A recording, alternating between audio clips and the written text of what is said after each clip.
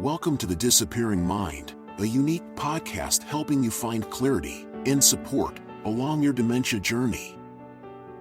Now, join National Dementia Trainer and Coach Dawn Platt for an all-new episode.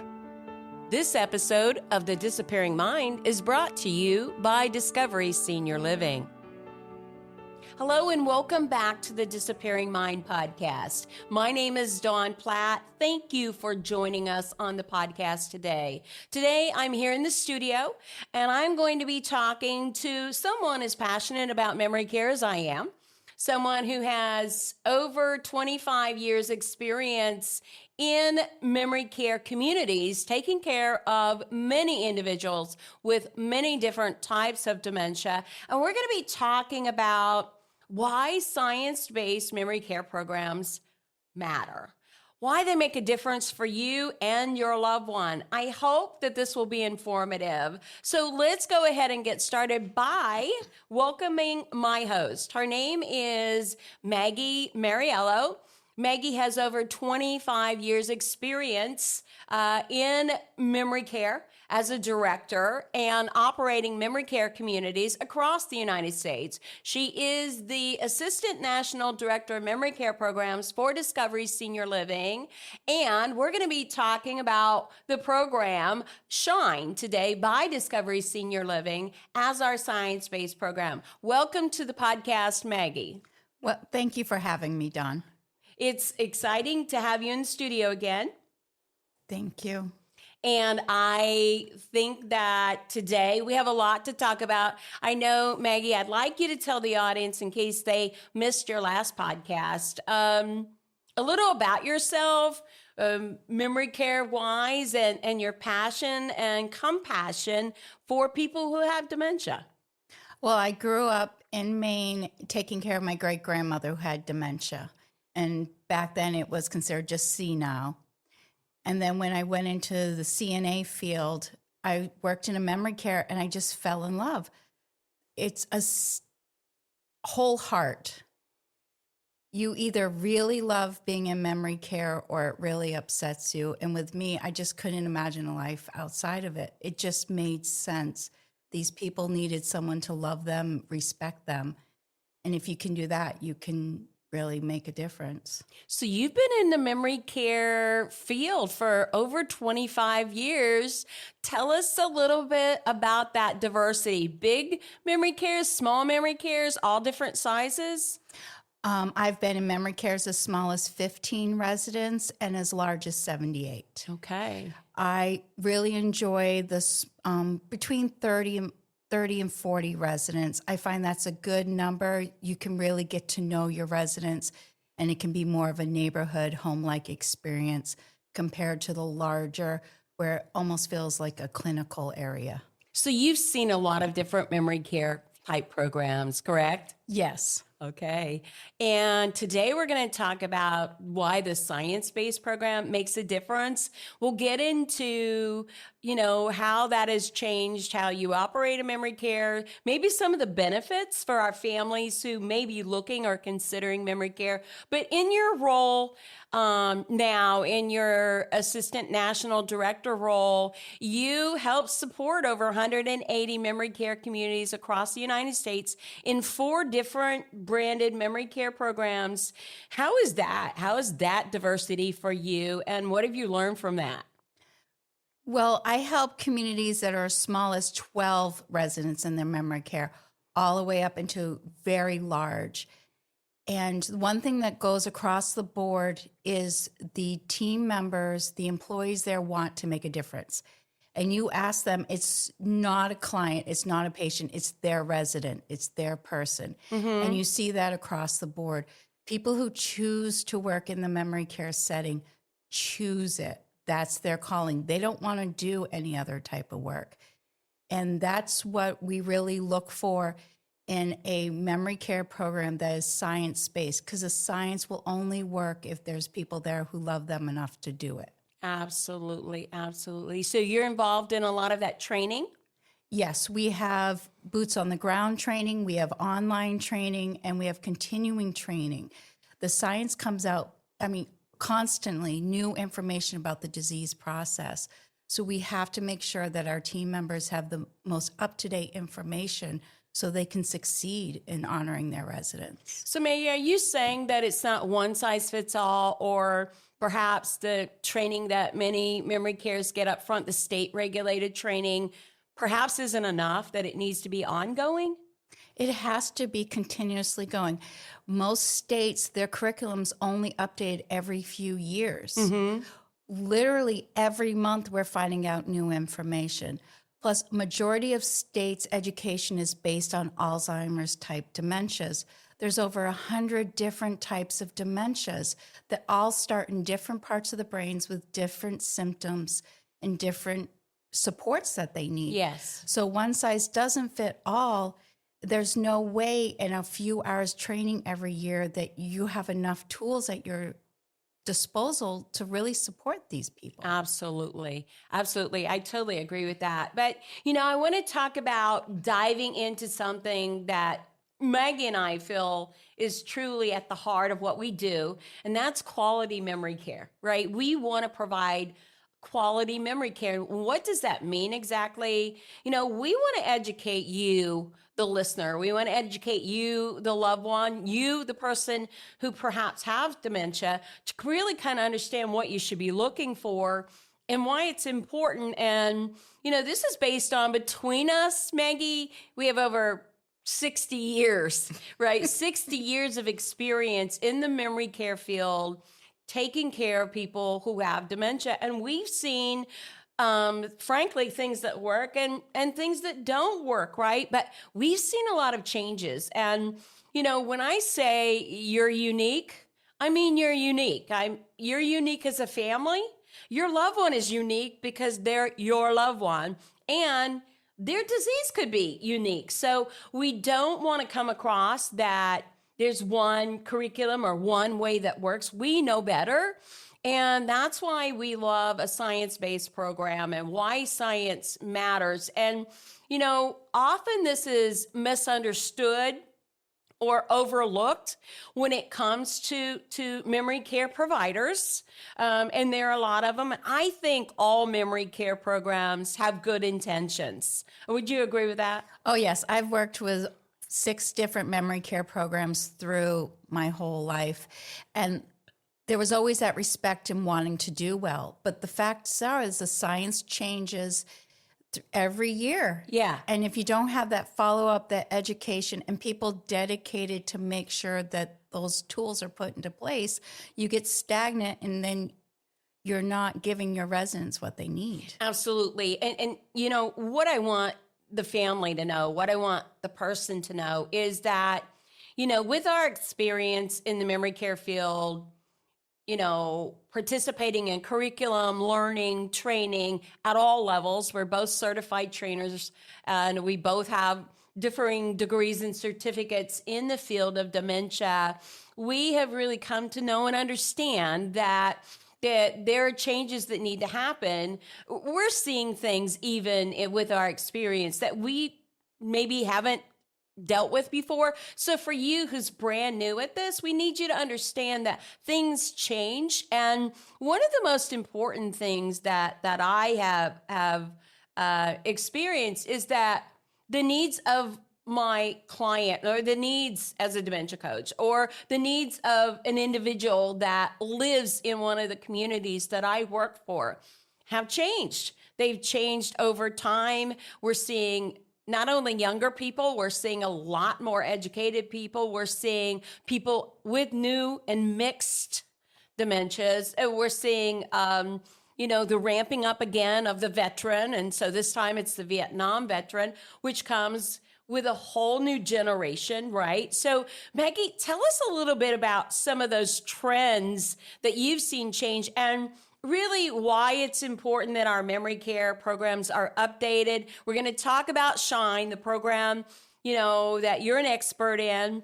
And we're going to talk about how that updates every 2 years and why that's important because of these changes. But tell me, what have you seen over the years with not only residents, people you care for, but just the needs and maybe even behaviors in general? Well, when I started majority of our residents, I would say at least 80% were Alzheimer's based. They also tended to be older women. Now, honestly, you might have 50% of your residents are men, and only maybe half of them are Alzheimer's at all. We're seeing higher levels of men, higher levels of vascular dementia, or even a Parkinsonian's type of dementia. Yeah. Or what we've actually started seeing with first responders, firemen, military people, is a post-traumatic stress dementia. Yes. And I've come across people who have chemical dementia Yes. from the terrible chemicals they've been exposed to that they weren't protected from. They knew they were going to cause cancers. They didn't realize they were going to cause dementias. Yes. So we have gentlemen who may be very physically fit who are having mid-stage dementia before they even officially qualify for Social Security. And so that's a whole new gamut Absolutely. that curriculum has not caught up to yet. So you must be dealing with families that are really at their wits' end trying to get care. I mean, you're talking about people who have no benefits, people who weren't expecting even to access health care. So let's go back to your early days. And why don't those early day programs and things we learned back then work now or on for these people? What do you think that is? Well, your 80-year-old grandma who was a homemaker her whole life. Right. When she gets dementia, she's going to want to go to things that are comfortable for her, things that remind her of her life.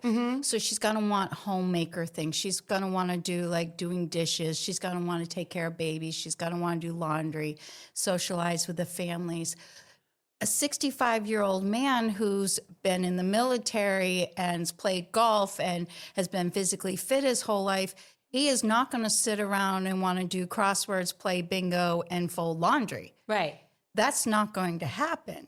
So we can't automatically assume that what we did even 10 years ago is going to be important for this gentleman.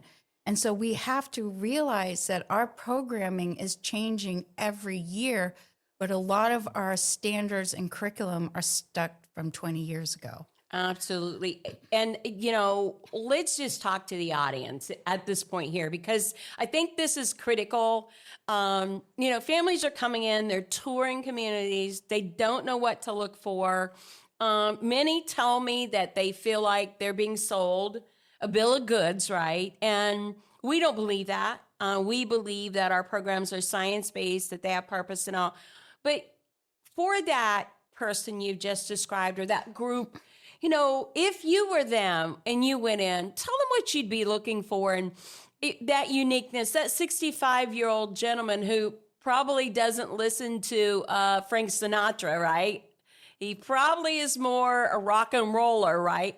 Tell that family, if that were you, kind of some of the things that maybe they could look for that might help them, right, be successful in that memory care program. Well, when you walk into the memory care, first is look at the team members. Are they happy? Are they cheerful?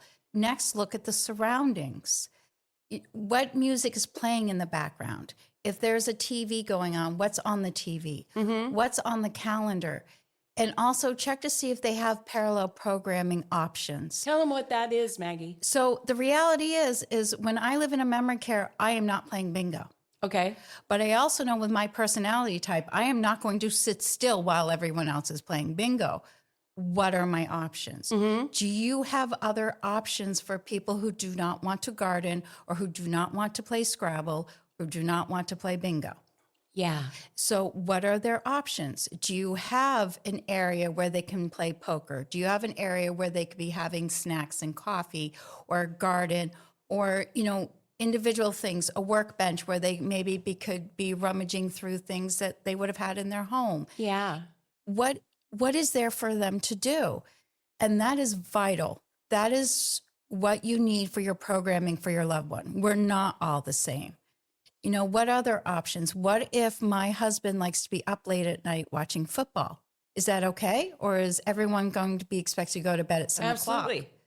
You know, what if when I'm in your memory care, I'm not getting up at 6:30 in the morning and breakfast? What if I don't get up till 9:30? Am I going to be able to eat?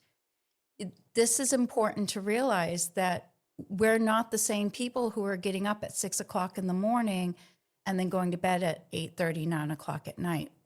This is the generation that went to Woodstock. Right. Yes. Are we ready for the generation that went to Woodstock? Mm-hmm. Absolutely. And they're different, and it's okay that they're different. Let's talk about, I want to get a little bit into the science. I want to talk specifically about SHINE because it's the number one memory care program that comes to mind when I think about change, right? It's not the same memory care program if it were around 15 years ago that it would be the same today. It changes. So SHINE memory care program is the proprietary memory care program for Discovery Senior Living. It is based on several sciences, and one of those, the first one is neuroplasticity, which is the science that says that neurons that die with dementia have the ability to regenerate itself through specific routines and structures and cycles that people can do. It is not a cure, it doesn't claim a cure. It just maintains that level of neurons to various degrees, depending on the disease and the stage and all of those things. But it's based on a science and a structure.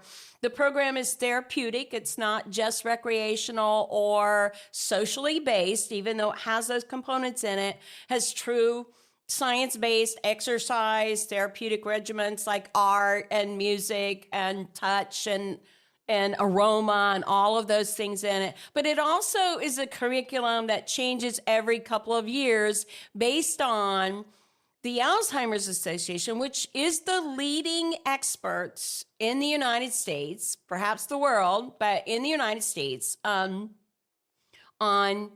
Alzheimer's disease and really many dementias, leading research, all of those things. This curriculum actually goes through a stringent process and it changes. It's updated based on the latest standards in treatment, including medication, right? As well as non-pharmacological approaches. And those are added in every couple of years. And so that the program stays fresh based on what we know today. And I think that the differentiator that brings to the table is outstanding. I mean, I know many programs that I work with many years ago or became acquainted with are the same today as they were 10, 15, 18 years ago.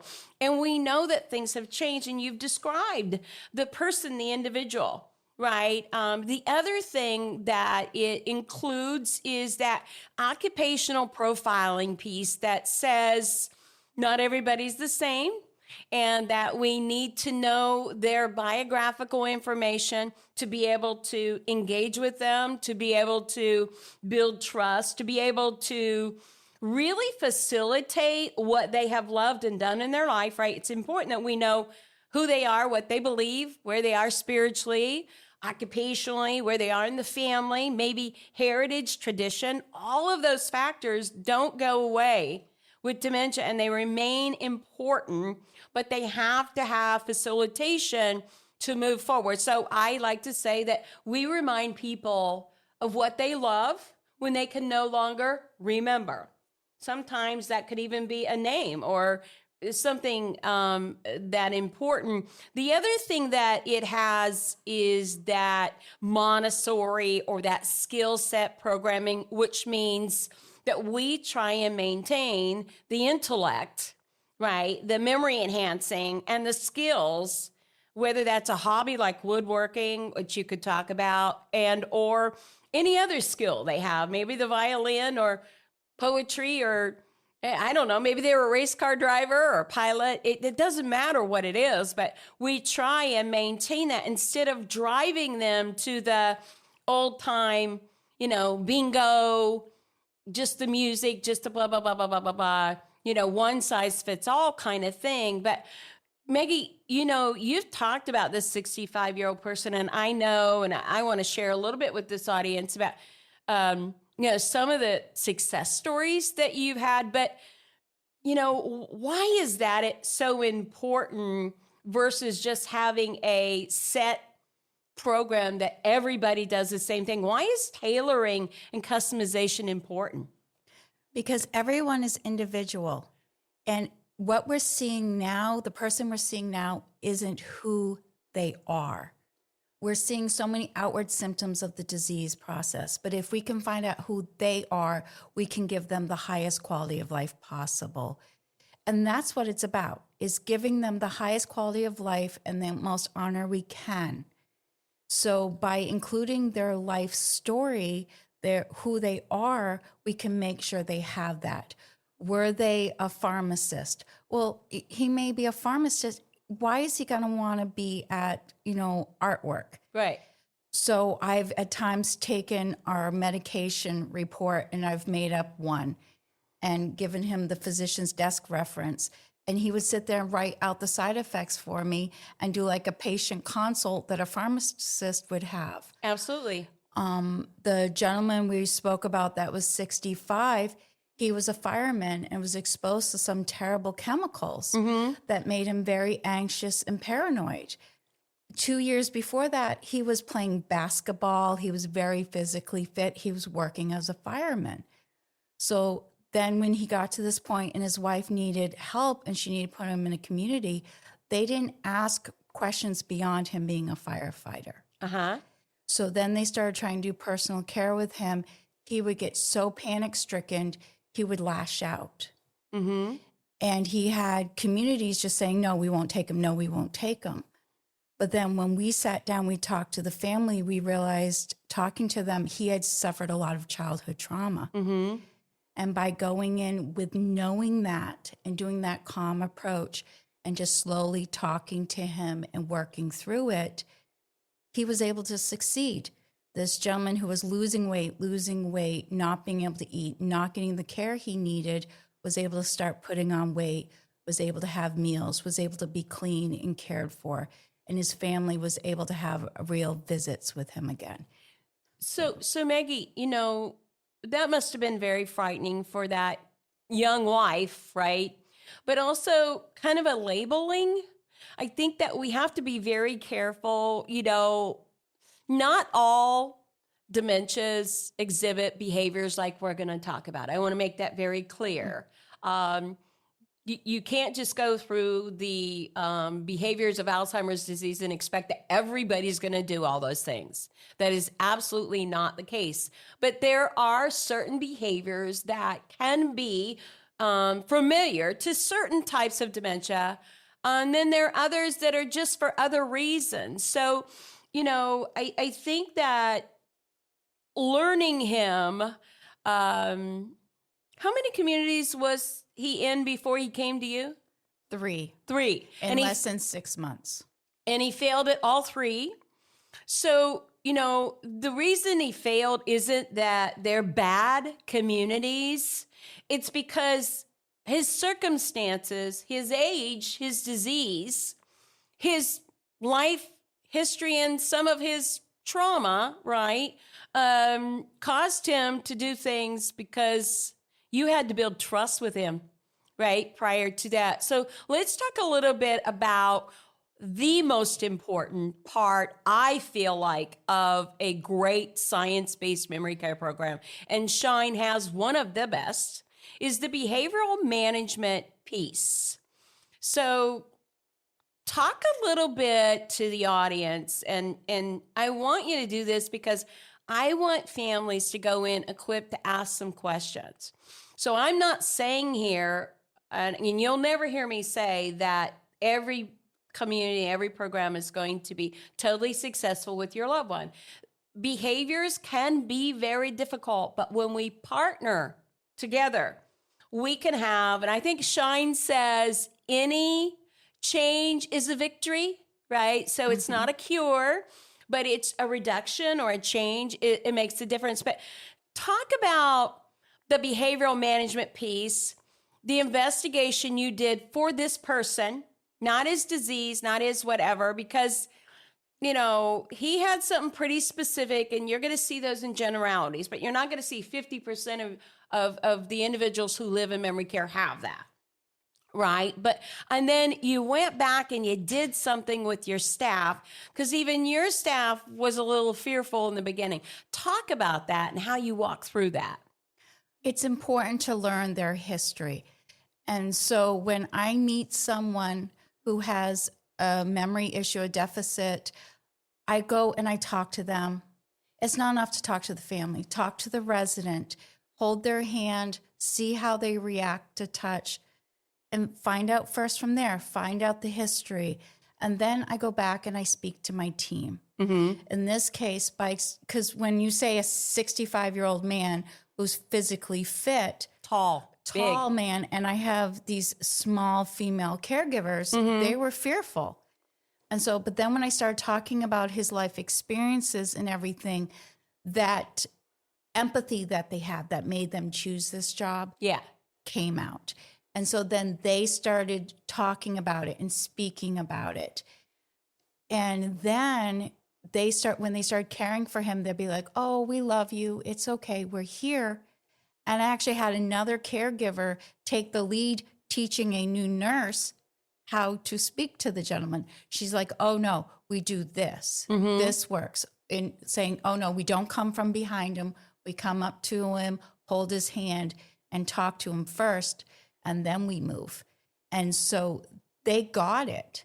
They just needed the tools and the education. But if I hadn't followed through and gotten the full story, it would have been a failure again. Absolutely. So how much approach, de-escalation, and redirection does Shine teach? It's everything. Our approach to our resident is the first thing, the most important, because if we don't start off with that calm attitude, approaching them and making sure they see us and that we know who they are and that they are safe, it's going to fail. Absolutely. How often does that need to happen, Maggie? The approaching every time. I mean, no one wants to be startled. Us with healthy brains are not going to handle it well if someone comes up behind us and touches us without addressing us first. Now imagine they feel more susceptible. They're not always aware of their surroundings. They may be scared and anxious, and they may not be able to understand everything you're saying to them. And if you just reach out and touch them without making that connection first, it's automatically going to be stressful for everyone. So you took this gentleman's life story and his occupation and your behavioral management program from Shine and married them and then taught it to your team, who then engaged it. How successful was this? It was very successful. I was shocked at how quickly they were able to handle the situation and help him.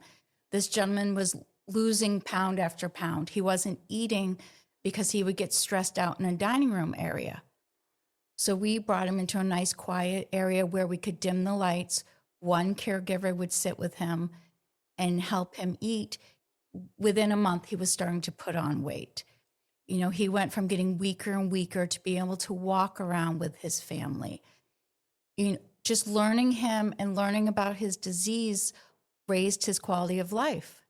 Absolutely. So let's adjust the audience now. And I want you to share with the audience how important that you think the behavioral management piece is for any memory care program, and especially if your loved one, but whether your loved one or not is exhibiting behaviors, it really is important with any type of dementia that piece is there. I think it's the solid piece of a good memory care program, that foundation. But if a family's touring, what kind of questions would they ask a community in regards to, most people go in and they look at physical plant. They may eat a meal, right? It is important and meet the staff, but how would they measure whether that memory care community had that very important component, that science-based, component of having behavioral management program and ensuring that their staff were trained in it over and over? What would you tell them to look for? I automatically always say, first look at how the caregivers are interacting with the residents. Mm-hmm. Go and listen to the conversations. Also ask, what is your behavioral interventions? What are your trainings for your team members? Do you have, monthly trainings? How often are your trainings done? Do you work with, a third party psych provider? But the biggest thing is pay attention. And I always tell families, if you tell me you're coming on a Wednesday at 2, I can put on a great show. But come unexpected, come on the weekends. If you're really interested in someplace, come on a Sunday afternoon. See how it is. See how their team members are interacting with the residents. Look at the residents. Are they happy? No one's happy 24 hours a day. Right. But how are they handling it? Mm-hmm. They may have someone that's grumpy, but are they walking with that person and showing caring for them? Yes. Or is it just the nurse is going to... There's a place for medication, and I 100% agree that there's times and places for medication. Yes. But it can never be the first answer. Absolutely. But if they have a good partnership with their caregivers, with, work hand in hand with psych, work hand in hand with therapies, and look at their programming and their staff and get the feel for it. Absolutely. So let's just have a real conversation. Okay. I want to put this out here. And I want families to know and understand this, because memory care is not easy.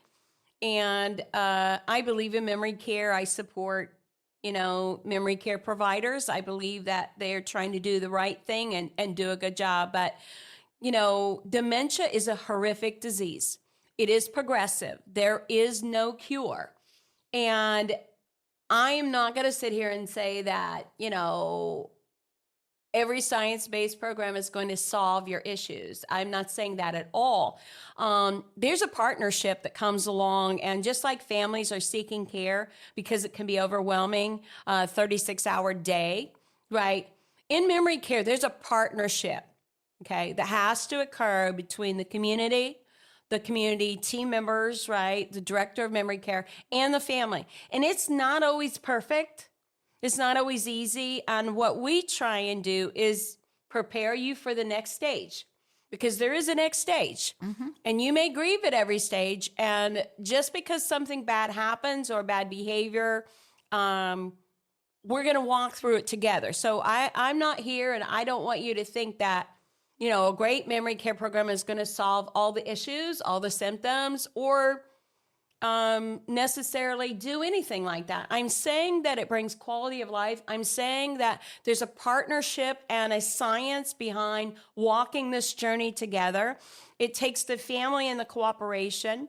A good memory care provider will educate you, okay, in the good and the bad, and they're going to call and tell you some bad things, right?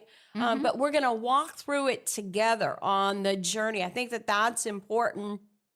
And we're going to be equipped with the proper tools for the best opportunities, right? So talk a little bit about that in that partnership and that success, because we can't cure everything, right?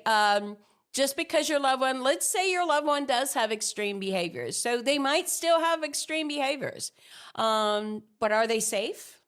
Are they minimized? Are we trying different approaches? Will you cooperate with us both pharmacologically and non-pharmacologically? And we haven't talked about that. We'll hit on that in just a moment before we close. But talk about that partnership, Maggie, because it's not always perfect. And you're going through some things, and we're trying to support you. But how does that work for families? One thing I always say is I'm going to be honest with my families. Right. They're not always going to like what I have to say, but I'm going to be honest. And so I want to make sure my families have an education about their loved one's diagnosis and what the steps are involved and what we're trying. So if we maybe are having a behavior in the afternoons, I will contact the family, say, this is what we're having for behaviors. This is what we're trying. Mm-hmm. If this doesn't work, we may try this next. Right. And let them know we've got the doctor involved. It might be something that I need to have the family member come in and spend a couple hours in the evening with their loved one. Mm-hmm. Some dementias, unfortunately, have a very anxious, paranoid kind of state to them. Yes. And so having that loved one that they trust there with them during the most critical times could be a help. And so family members and I have to be a duo. Yes.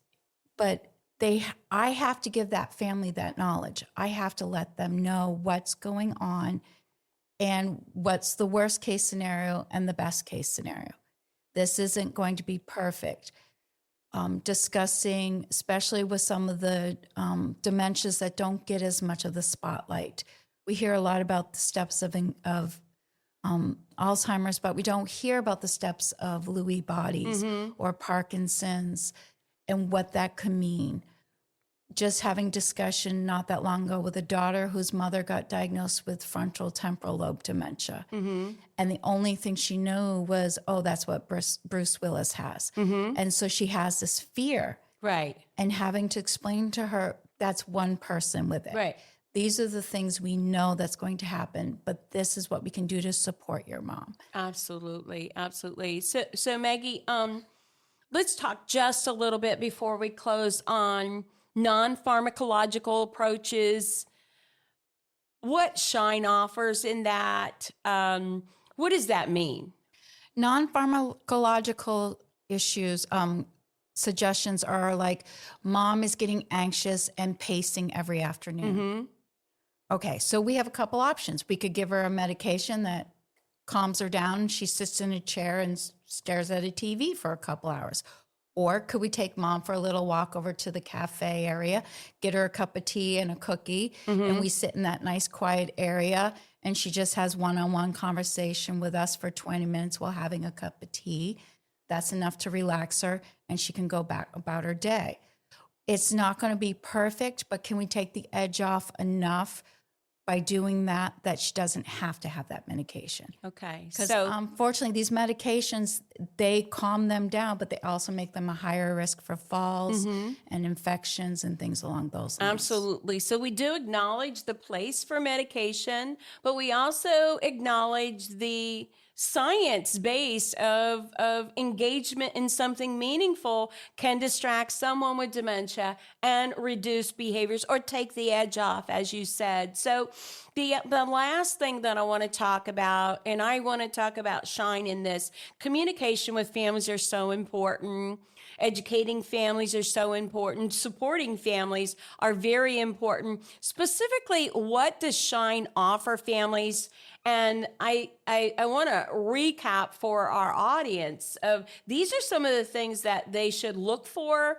And if it's important to you, expect in a memory care program when you're touring. But how does Shine communicate with families and support families and all of that? How does that work?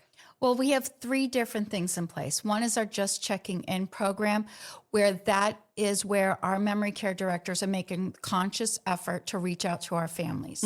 So we're sending them emails, pictures, phone calls. And it's not just because, oh, your mom had a bad day today. It's your mom had a good day in bingo. Your mom did good at exercise. Oh, we're noticing your mom is having a little bit of swelling in her feet. We're going to have the doctor check it out. Or the podiatrist came by today and said, your mom. It's every little thing. One thing I've heard over the years is families need more communication. Our goal is to give them so much communication, they know everything that's going on. And we push that with our third-party providers too. You need to contact the families. Another aspect is our family support group meetings. We want to make sure that our families get the support emotionally that they need. As a director, we're making sure they're getting the education, but are they getting the emotional support? And oftentimes being surrounded by other family members who are going through the same thing is a benefit to them. And so that's something you're going to find in every Shine neighborhood is the availability of a support group meeting. And then third is our family meetings. We're having meetings with all of our families to discuss any changes that may be happening, any concerns they have. We want to make sure that the families always have someone to talk to, whether it's about a sock missing or they're sad about their loved one going into the next stage. We want to make sure that support is in place for them. And I think that Absolutely. makes the difference, because it's not just the resident going through the disease process, it's this family. And every time their loved one declines, it's a whole new world opening for the family that they have to learn about. Absolutely, absolutely. Well, thank you, Maggie, for joining me today. An interesting discussion. And I want to recap, for our audience, we've talked about many things that we feel like are important. But if you're touring a community, some of the things you're going to want to look for is some of the suggestions that Maggie had today. Do they have a solid science-based program? How often does that program change? How was it written? Is it accredited, or is it validated by any national organization whose authority on Alzheimer's disease or dementia? The other part of it is really, does it offer both pharmacological and non-pharmacological approaches, right? And is it tailored to the individual? Does it take into account their biographical life story, which is critically important? Does it look at Alzheimer's disease only, or does it address the needs of younger, older, and the multiple types of dementia that your loved one may have that are going to make the difference? And then the staff. Maggie talked about the staff a lot, their engagement with the residents, who they are, how often they're trained, what kind of training, are they empowered to understand behavioral management techniques? Is there a behavioral management program based in the memory care program period? I mean, that's a powerful question that you would ask. And then really that communication piece, I know for me with my own mom, I needed to know. Now I know, and I've done this a very long time, but needing to know, I just didn't need to know when mom had a bad day. I needed to know what she was doing any day. It just really helped me and will help you. And then knowing that change is coming and that we're going to partner together. So I hope that this information has empowered you to make good decisions and really think a little different. If a physical plan is important to you, that's wonderful. If something else is important to you, I think that there are some basic things that we've set you up with today that you can ask and look at. You are the individual. You are empowered to make the decision, and I am never going to tell you the decision to make, but I'm going to enlist my experience and the experience of my guests to help you make a good decision for you and your family. So thank you for joining. Please subscribe, share the podcast, visit us on Facebook, on YouTube. Please, if you are interested in asking questions to the podcast or a special podcast you would like us to do, please visit the website at www.thedisappearingmind.com. Let us know, comment, we would really enjoy that. Our goal at the podcast is to get this information out there to as many people as possible.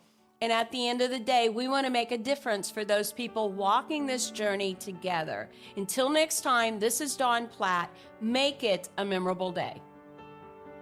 Thank you for joining us for the Disappearing Mind podcast. We hope it's helped you find clarity and support along your journey.